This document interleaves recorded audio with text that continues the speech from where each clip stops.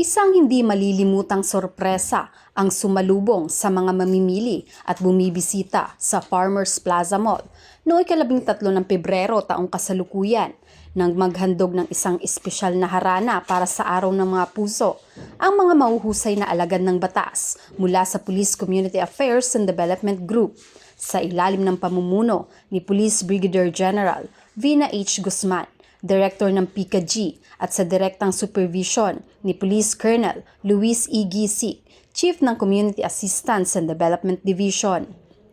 Labis naman ang tuwa ng mga bumisita sa Farmers Plaza. Marami ang huminto upang kumuha ng larawan at makinig.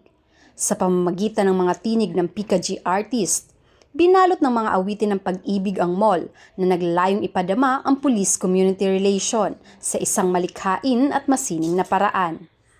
Layunin ng aktibidad na ipakita ang mas malapit at mapagkalingang aspeto ng kapulisan sa publiko na ang PNP ay hindi lamang tagapagtanggol ng batas, kundi mga kaibigang handang magbigay ng saya sa komunidad.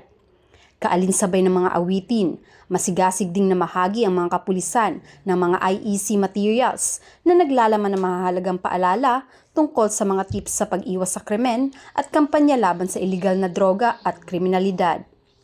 Ang ngiti at pasasalamat ng mga mamamayan ay nagsilbing patunay na ang mensahe ng pag-ibig at malasakit ng PICA-G ay matagumpay na naramdaman ng publiko, dahilan upang maging mas makabuluhan ang pagsalubong sa Araw ng Mga Puso.